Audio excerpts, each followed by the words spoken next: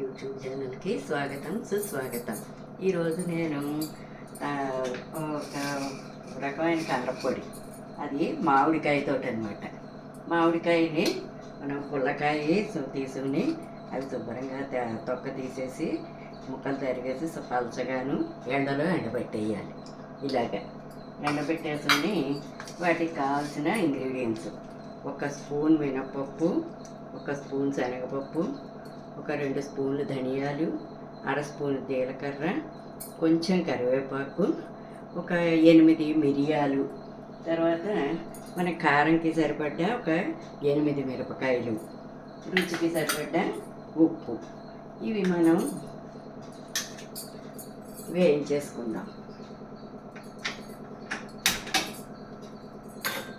ఇవన్నీ వేయించేసుకుందాం.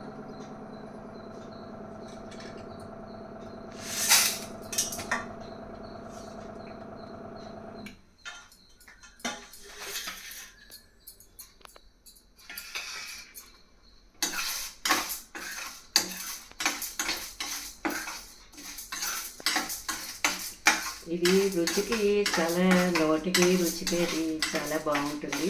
మన అన్నంలో అది కలుపుకొని అది కూడా చాలా బాగుంటుంది. తర్వాత అస్తమానం మనం కరివేపాకు కారపొడే కాకుండా ఇలాగా పుల్ల మామిడికాయతో కూడా చేసుకుంటే చాలా బాగుంటుంది అన్నమాట.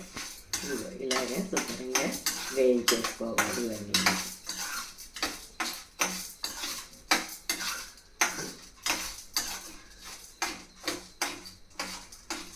దీనితో పులుపుకి అంటే చింతపండు బదులు మనం మామిడికాయ వేసుకుంటున్నాం అన్నమాట.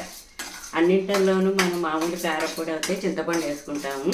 దీనికైతే ఇంకా మామిడికాయ పులుపు ఉంటుంది కనుక, స్వతసిద్ధమైన పులుపు కనుక దానికి చింతపండు అక్కర్లేదన్నమాట.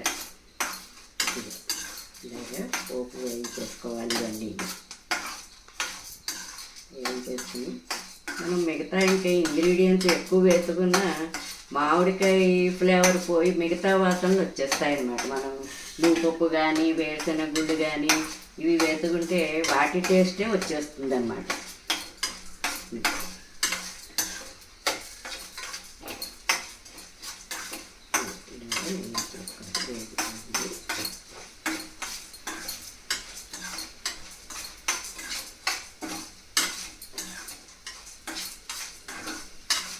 అన్నంలో చక్కగా వేడివేడి అన్నంలో నెయ్యి వేసి తింటే ఆరోగ్యానికి మంచిది, అన్ని రకాలుగాను కూడా చాలా మంచిది.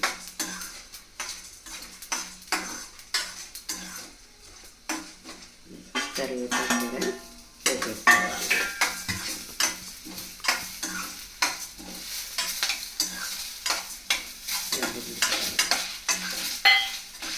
నూనె ఒకే కొద్దిగానే వేసుకోవాలి, మరి ఎక్కువ నూనె వేసుకోకూడదు.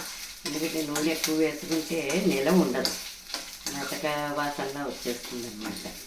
అందుకని నూనెని ఎక్కువ వేసుకోకూడదు.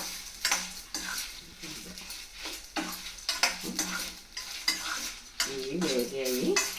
అలాగే ఇప్పుడు ఈ మ్యాంగో ముక్కలు కూడా వేసేసుకుందాం.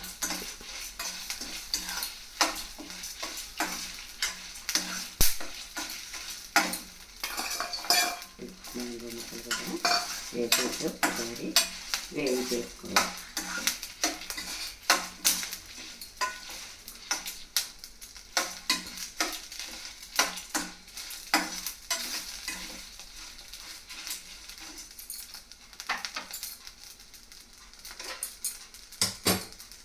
దీన్ని మనం పళ్ళెంలో తీసుకుని చల్లారబెట్టుకోవాలి.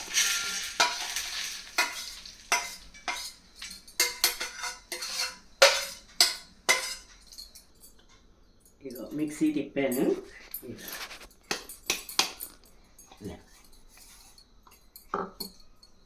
మ్యాంగో కారపొడి రెడీ. టేస్ట్ చూడు కొంచెం.